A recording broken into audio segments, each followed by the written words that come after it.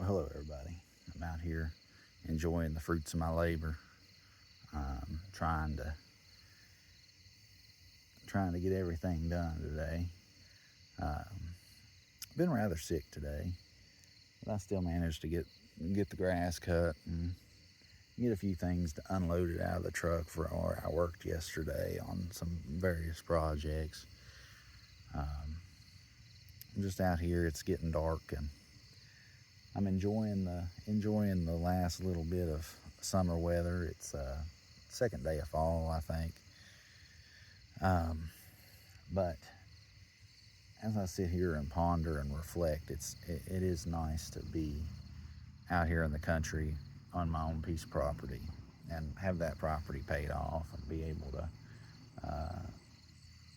to just enjoy your own piece of ground and be able to work it and get some use out of your land and some peace of mind with it.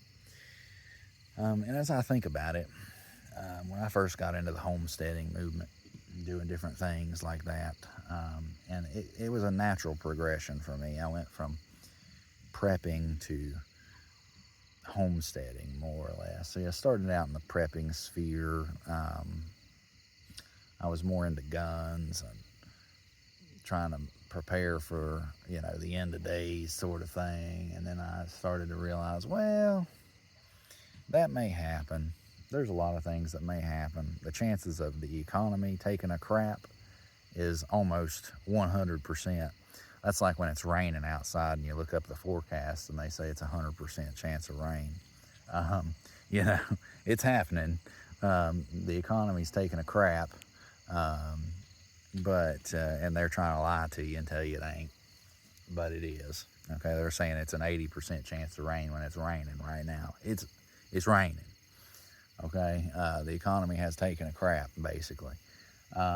So, as a homesteader, you can do some of the elements of prepping, right? You want to have water security, you want to have electric security, you want to have different things. I'm not saying go completely off grid if that's not the life you want to live with you and your spouse.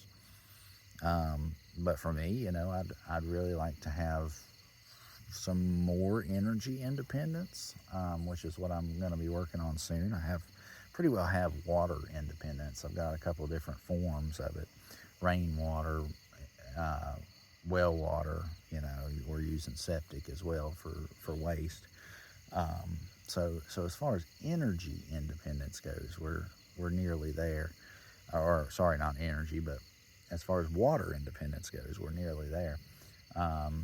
Energy independence is another story. But another note on water, the rainwater catchment, I really need an underground cistern that gravity feeds to really get to the independence level. That way, when the winter time, it won't freeze and the gravity feed will feed the water down. So that's what I need to work on with water independence. Energy independence, I'd really like to get solar panels. However, something worth considering is when you're on a small piece of property, which my house is on a small piece of property, but I own quite a bit of property that's not connected to the house. But with the house, we've got about an acre here that's the house sits on. And it lays well, and it's good dirt, good black dirt. It's on a northern slope. And there's a few trees around it, a few evergreens.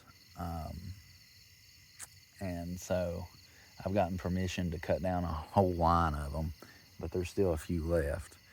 And they were on the property line. But those particular trees block quite a bit of sun, in addition to having a little orchard. So I've got one sunny spot on my property that's pretty well sunny most of the time, and that's where I garden. And so I need a sunny spot for solar as well, and a spot where it doesn't risk having a tree falling on it, one of those big pine trees falling on it. So solar, I could do solar on this property, but I don't know. I don't know if it's worth it or not. Probably doing some and being able to pump water, for example, would be good.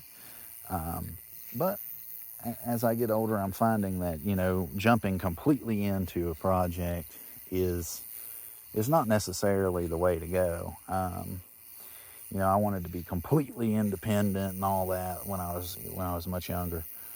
Now I'm okay with some dependence on some things. Not completely, obviously. I want to be able to, if it takes a complete crap in the economy, I want to be able to at least provide myself with enough electricity to pump my water and do things like that. But I've got a wood stove inside, so I can heat, so that's not a problem.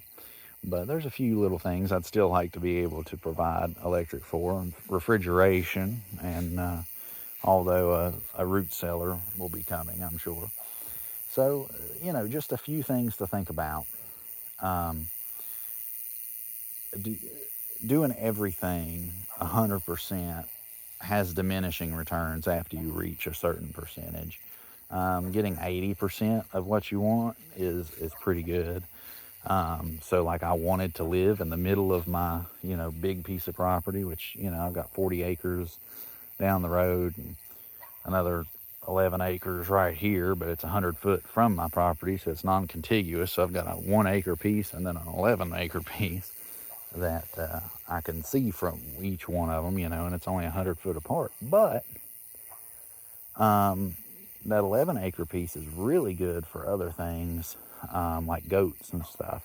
And it gets the animals somewhat away from the house, but it also presents other challenges, such as if I want water over there, just 100 feet from my property, I need to drill a whole nother well. So I do rainwater over there. If I want power over there, I have to have a completely separate power bill, which I do. I have minimal power over there.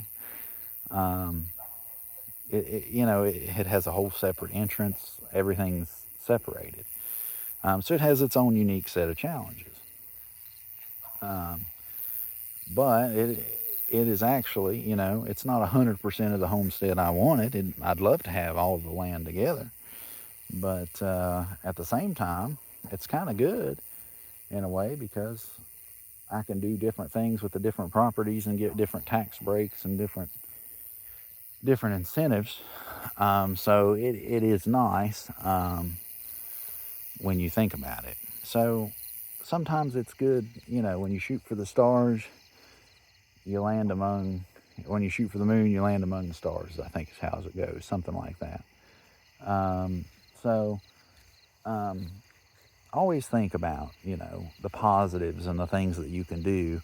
You have this vision in your mind where you want your life to go, but sometimes God has other plans, and those other plans work out better for you.